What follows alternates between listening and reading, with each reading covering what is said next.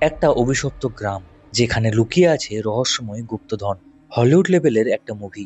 কথা বলছি বহু পুরস্কারপ্রাপ্ত 2018-তে মুক্তি পাওয়া ফিকশনাল হিস্ট্রি মাইথোলজির উপর ভিত্তি করে তৈরি করা হরর মুভি তুমবার্ড নিয়ে, যা মানুষের লোভে পড়ে একজন শয়তান দেবতাকে জাগিয়ে তোলার ঘটনাকে কেন্দ্র করে বানানো হয়েছে, যার আইএমডিবি রেটিং 8.3।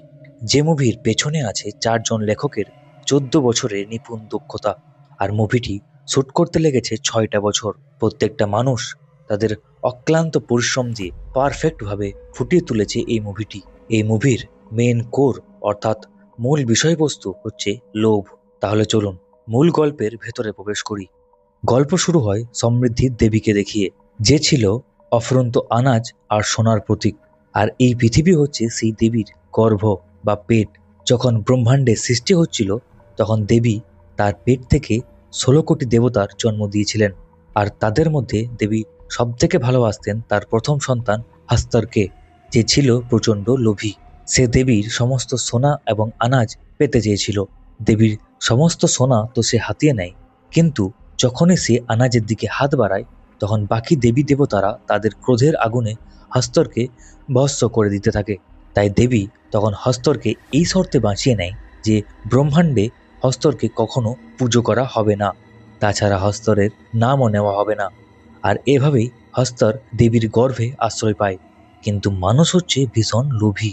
তারা হস্তরের নাম তো নেয়ই, তার সাথে তার মন্দির বানিয়ে তাকে পুজোও করতে থাকে, কারণ হস্তরের অভিশাপ মানুষের কাছে বরদান। তখন থেকে বাকি দেবতাদের ক্রোধ তুমবারের ওপর অনবরত বৃষ্টির রূপে পড়তে থাকে। সালটা ছিল 1918। মহারাষ্ট্রের তুমবার গ্রামে একটা রাজবাড়ির সামনে লাল কাপড় পরা একটা মহিলাকে দেখা যায়, যে এই রাজবাড়ির বৃদ্ধ সরকারের রক্ষিতা হিসাবে কাজ করে। এক কথায় বলতে গেলে মেয়েটি এই সরকারের যৌন লালসা মেটায়। সেখানে দেখা যায় একটা হস্তরের মূর্তি, যার হাতে রয়েছে একটি সোনার কয়েন, আর তাকে লোহার গ্রিল দিয়ে ঘিরে রাখা হয়েছে। মেয়েটি সরকারকে বলে, আপনি বলেছিলেন এই অমাবস্যার পর আমাকে ওই কয়েনটি দেবেন, কয়েনটি দেবেন না? তখন সরকার বলে, ওই কয়েনটি এমনি এমনি পাওয়া যায় না, ওটাকে কামাতে হয়। মেয়েটি বলে, আমাকে তাড়াতাড়ি ফিরতে হবে, না হলে ওই বুড়ি জেগে যাবে।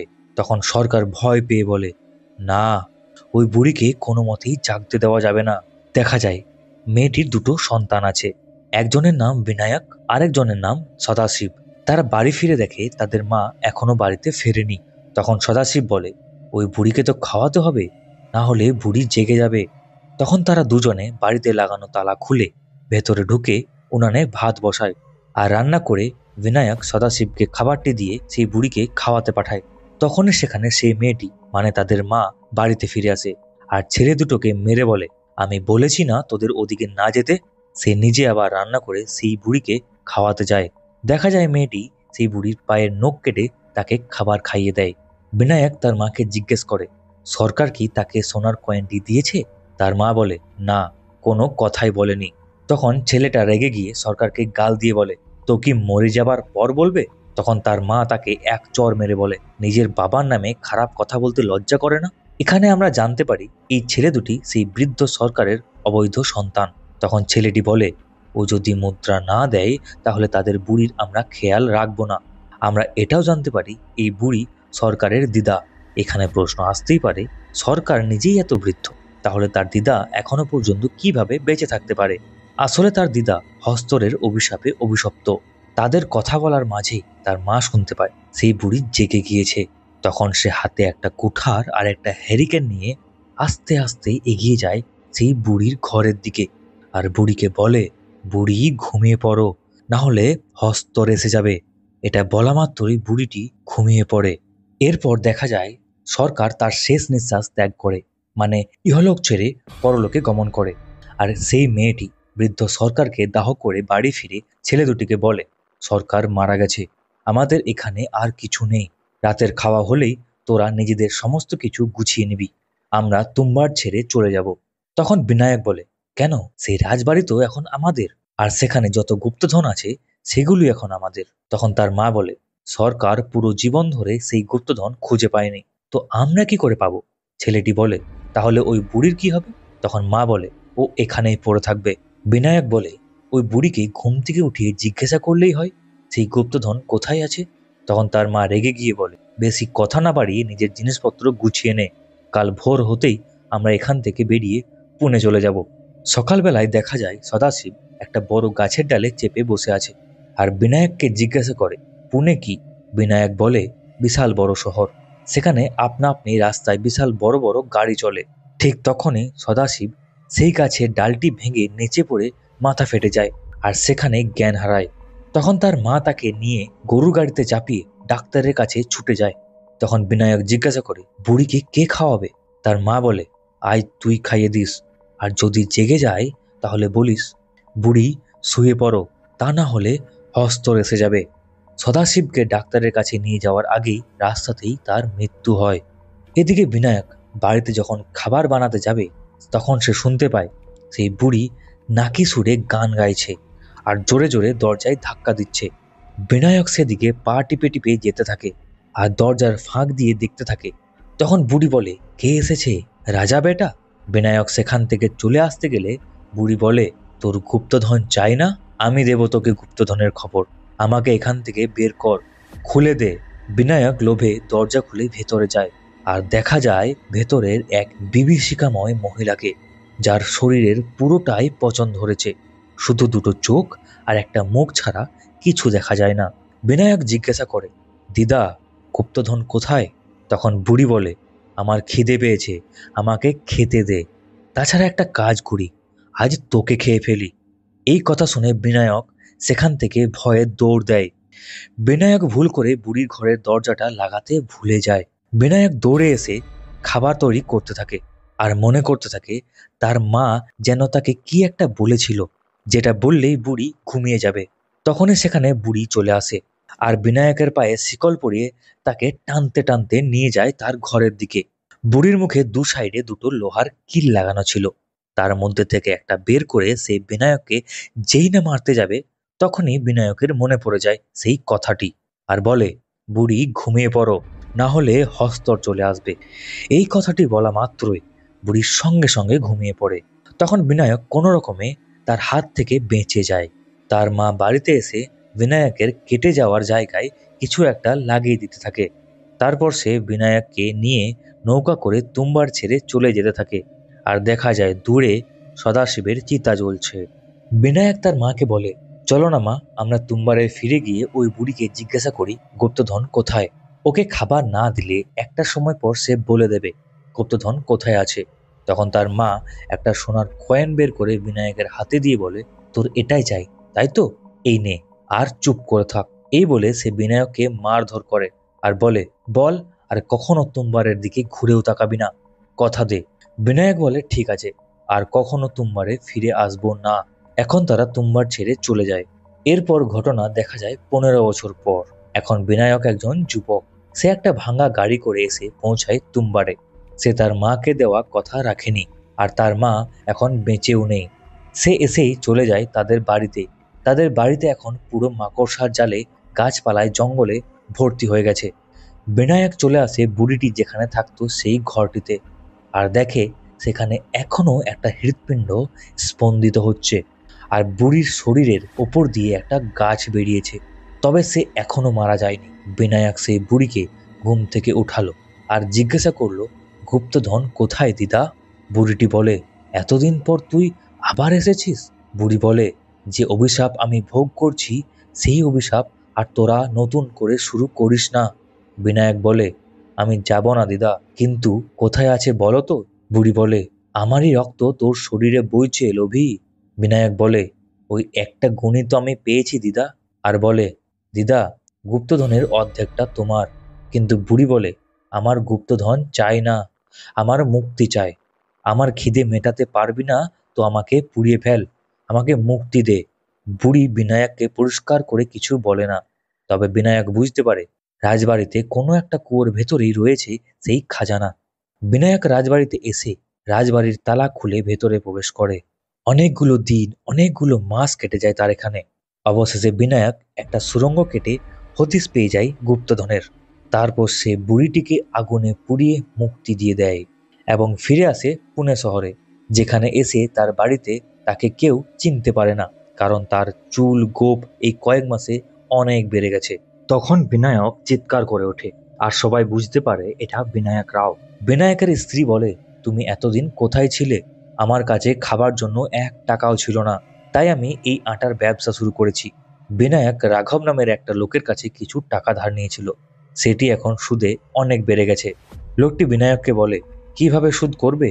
তখন বিনায়ক একটা সোনার মুদ্রা বের করে তাকে দিয়ে বলে, আমার কাছে কিনতে চাও? আরও আছে। রাঘব জানতে চায় এত মুদ্রা সে কোথা থেকে পেয়েছে, চুরি করে এনেছে? বিনায়ক বলে, এটা আমার বাবার সম্পত্তি। এভাবেই বিনায়ক প্রায় দিন তুম্বারে যায় আর এত এত সোনার কয়েন নিয়ে আসে। বিনায়কের অবস্থা ফিরে যায়, সে এখন অনেক বড়লোক হয়ে যায়, তার কাছে এখন অনেক টাকা। এভাবে একদিন বিনায়কের অনুপস্থিতিতে রাঘব বিনায়কের বাড়ি এসে তার স্ত্রীকে জিজ্ঞাসা করে, বিনায়ক এত সোনার মুদ্রা কোথা থেকে আনে? তার স্ত্রী জানায় সে কিছু জানে না। তখন সেখানে বিনায়ক চলে আসে। রাঘব বিনায়ককে চালাকি করে বলে, আমাকে তোমার কাজের ভাগিদার বানিয়ে নাও, কারণ তোমার কাছে এখন অনেক টাকা পয়সা, সেগুলো তো হিসাবও রাখতে হবে। কিন্তু তাতে বিনায়ক রাজি হলো না। এদিকে বিনায়ক তুম্বার যাওয়ার জন্য নিজের একটা মোটর সাইকেল কিনে নেয় আর তার একটি পুত্র সন্তান হয়। তার ডান পায়ে একটু সমস্যা আছে। বিনায়ক যেহেতু এখন অনেক টাকার মালিক, তাই তার বাবার গুণও ধীরে ধীরে তার মধ্যে আসতে থাকে। সে নেশা করতে থাকে, খারাপ জায়গায় যেতে থাকে, মেয়েদের সঙ্গে মেলামেশা করতে থাকে। মানে তার মধ্যে এখন একটা সরকার সরকার ভাব এসে গেছে। এবার রাঘব নতুন ফন্দি আঁটে, একটা মেয়েকে নিয়ে আসে আর বিনায়কের কাছে 800 টাকায় বিক্রি করে দেয়। বিনায়কের স্ত্রী জানতে চায় মেয়েটি কে? তখন রাঘব জানায়, তুমি তো কাজের লোক খুঁজছিলে, তাই এই মেয়েটিকে আনা হয়েছে। তবে বিনায়কের স্ত্রী এতে খুশি হয় না, আর মেয়েটির থাকার জায়গা হয় ওপরে চিলেকোঠার একটা ঘরে। রাতের বেলায় মেয়েটি বিনায়ককে 50 টাকা দেখিয়ে বলে, আপনি যদি আমাকে আরো 50 টাকা দেন, তাহলে আমি আপনাকে বলবো এই 50 টাকা কোথা থেকে এলো। বিনায়ক মেয়েটিকে 50 টাকা দেয় এবং মেয়েটি জানায় তাকে এখানে রাঘব চালাকি করে নিয়ে এসেছে বিনায়ককে ব্যস্ত রাখার জন্য, আর রাঘব গেছে তুম্বার সেই গুপ্তধনের খোঁজে। এটা শুনে বিনায়ক ক্রোধে ফেটে পড়ে আর সেও চলে যায় তুম্বারে। এদিকে রাঘব ততক্ষণে রাজবাড়িতে পৌঁছে গেছে আর সে এদিক ওদিক পুরো রাজবাড়ি জুড়ে ঘুরে বেড়াতে থাকে গুপ্তধনের খোঁজে, কারণ সে জানে না গুপ্তধন কোথায় আছে। সে শুধু জানে এই রাজবাড়িতে কোথাও একটা গুপ্তধন লুকানো আছে। এখন বিনায়ক সেখানে পৌঁছে যায় আর রাঘবকে বাধ্য করে তাকে অনুসরণ করে এগিয়ে যেতে। একটা ছলনা করে রাঘবকে তার পিছু পিছু নিয়ে আসে, যাতে রাঘবের মনে হয় বিনায়ক সেখানে আগে থেকেই পৌঁছে গেছে। এরপর বিনায়ক রাঘবকে দেখিয়ে কুয়োর মধ্যে নেমে পড়ে আর কিছুক্ষণ পরে আবারও সেই কুয়ো থেকে উঠে আসে এবং বেশ কিছু মুদ্রা বার করে সে দেখাতে থাকে। এবার রাঘব তারই দেখানো পথ ধরে পৌঁছে যায় দেবীর পেটের মধ্যে। সেখানে রাঘব দেবীর নড়াচড়া করা পেট দেখে অনুভব করে এটা নিশ্চয়ই জীবন্ত কিছু। সেখানে পৌঁছে সে কিছু দেখতে পায় না, তবে রাঘব দেখে একটা পিতলের কৌটোর মধ্যে কিছু একটা রাখা আছে। সেটা খুলতেই বেরিয়ে এলো আটার তৈরি একটা পুতুল। রাঘব সেটি হাতে নিতেই সেখানে একটা জন্তুর মতো কিছু রাঘবকে আক্রমণ করে আর তাকে সেখান থেকে টেনে নিয়ে চলে যায়। একটু পরেই সেখানে বিনায়ক আসে। আসলে এই সব কিছুই বিনায়কের প্ল্যান ছিল, রাঘবকে ফাঁদে ফেলার। সে দেখে রাঘবেরও এখন ঠিক তার দিদার মতোই অবস্থা হয়েছে আর গেঁথে রয়েছে দেবীর গর্ভের মধ্যে। রাঘব বিনায়ককে বারবার বলতে থাকে তাকে মুক্তি দিতে। তখন বিনায়ক বলে, রাঘব শুয়ে পড়ো, না হলে হস্তর চলে আসবে। আর এটা বলা মাত্রই রাঘব সেখানেই ঘুমিয়ে পড়ে। এবার এখানে আমরা দেখতে পাই বিনায়ক কিভাবে সেই সোনার মুদ্রাগুলি পায়। কাহিনীর মেন জট এইবার খুলবে।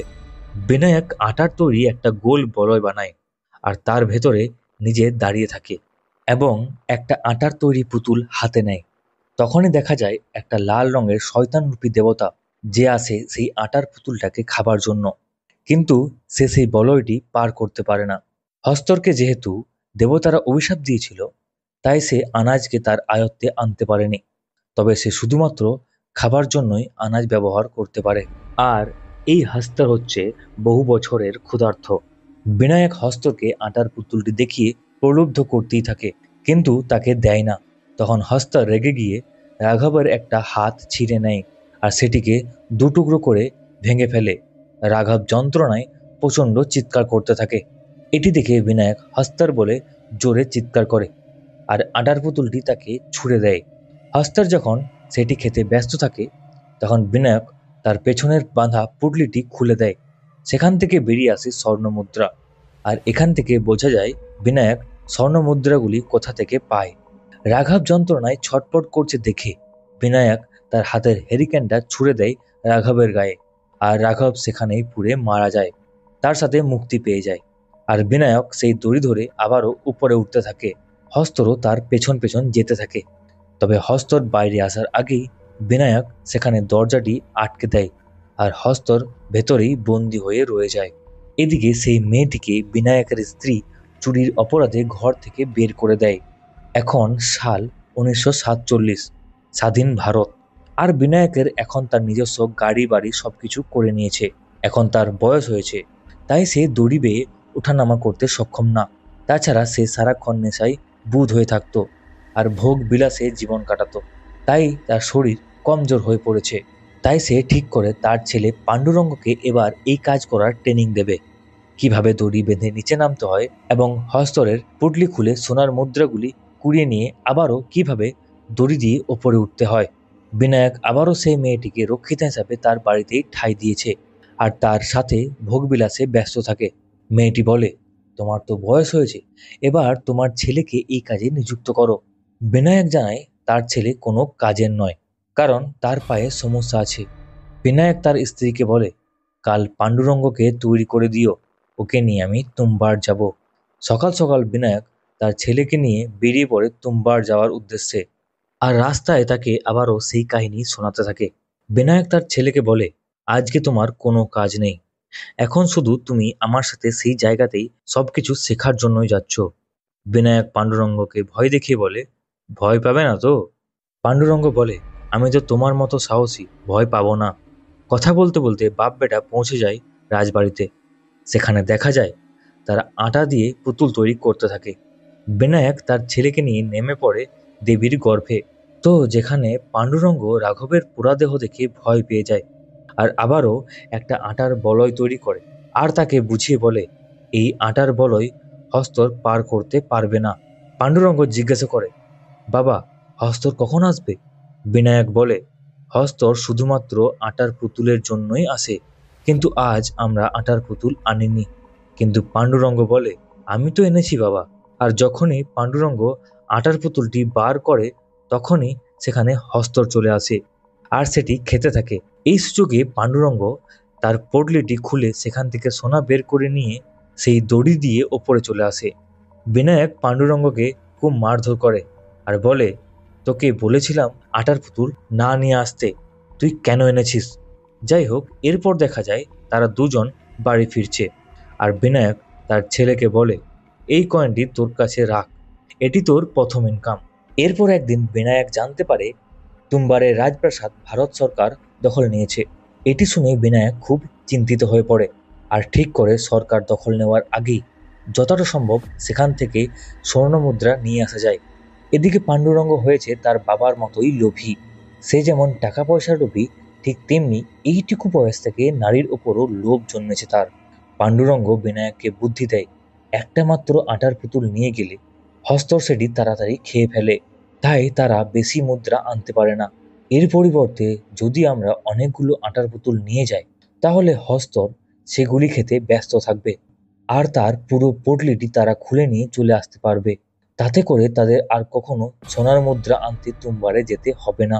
বিনায়ক তার ছেলের কথাতে যুক্তি খুঁজে পায়, তাই তারা অনেকগুলো আটার পুতুল তৈরি করে আর নেমে যায় দেবীর গর্ভে। এবার পাণ্ডুরঙ্গ তার চারপাশে আটার বলয় তৈরি করে। আটার পুতুল বের করা মাত্রই হস্তরও নেমে আসে। তবে বিনায়ক দেখে একটা হস্তর থেকে আরো একটা হস্তর বেরিয়ে এলো, কারণ তার হাতে এই। এখন বিনায়ক বুঝে যায় তারা কত বড় ভুল করে ফেলেছে। আর পাণ্ডুরঙ্গ একে একে সমস্ত পুতুলগুলি বের করতে থাকে। এখন যতগুলি পুতুল, ঠিক ততগুলোই হস্তরের সৃষ্টি হয়েছে। এবার তারা দুজন বুঝতে পারে না তারা কি করবে। এতগুলো হস্তর মিলে তাদেরকে ঘিরে রেখেছে। পাণ্ডুরঙ্গ একে একে পুতুলগুলি ছুটতে থাকে আর হস্তরগুলি একজন আরেকজনকে মারতে থাকে সেই পুতুলগুলি খাওয়ার জন্য। এখন বিনায়ক দেখে এখান থেকে বেরোনোর কোনো উপায় নেই। তাই বিনায়ক তার ছেলেকে বাঁচানোর জন্য সমস্ত পুতুলগুলি তার শরীরে বেঁধে নেয় আর দড়ি ধরে ওপরের দিকে উঠতে থাকে, আর তাকে অনুসরণ করে সমস্ত হস্তরগুলিও যেতে থাকে। বিনায়কের সাথে সাথে হস্তরগুলিও বাইরে এলে সেই আটার বলয়ে লেগে ভস্মীভূত হয়। এখন পাণ্ডুরঙ্গ কোনো রকম সেখান থেকে বেরিয়ে আসে আর এসে তার বাবাকে দেখতে পায়। তার বাবার অবস্থা এখন সেই দিদা আর রাঘবের মতো হয়েছে। আসলে হস্তর যাকে ছুঁয়ে দেবে সে অমর হওয়ার আশীর্বাদ পেয়ে যাবে, তবে এটাকে আশীর্বাদ না বলে অভিশাপ বলাই ভালো। পাণ্ডুরঙ্গ তার বাবাকে দেখে খুব কষ্ট পায় আর বলে, এটা কি হয়ে গেল বাবা? যদি আমরা সেখানে না যেতাম তাহলে আজ আমাদের এই অবস্থা হতো না। বিনায়ক পাণ্ডুরঙ্গকে হস্তরের পোটলিটি দিতে যায় আর বলে, এটাই তো চেয়েছিলিস তুই, তাই না? এনে দিয়েছি তোকে। তবে পাণ্ডুরঙ্গ সেটি নেয় না আর সে হ্যারিকেনটি তার বাবার ওপর ছুঁড়ে দেয়। তখনই বিনায়কের গায়ে আগুন ধরে যায় আর পাণ্ডুরঙ্গ বলে, বাবা ঘুমিয়ে পড়ো, নাহলে হস্তর চলে আসবে। বলার সাথে সাথে বিনায়ক সেখানে ঘুমিয়ে পড়ে আর পুড়ে মারা যায়। তার সাথে সাথে বিনায়ক মুক্তিও পেয়ে যায় আর পাণ্ডুরঙ্গ সেখানেই বসে কাঁদতে থাকে। এখন পাণ্ডুরঙ্গ এই রাজবাড়ি থেকে একাই বেরিয়ে চলে যায় আর এখানেই মুভিটি শেষ হয়ে যায়। কথায় আছে, লোভে পাপ, পাপে মৃত্যু। আর এই লোভের কারণে বিনায়কের আজ এই ভয়ঙ্কর পরিস্থিতি। মুভিটি ভালো লাগলে ভিডিওটিতে একটি লাইক দিয়ে চ্যানেলটি সাবস্ক্রাইব করে আমাদের পাশে থাকুন।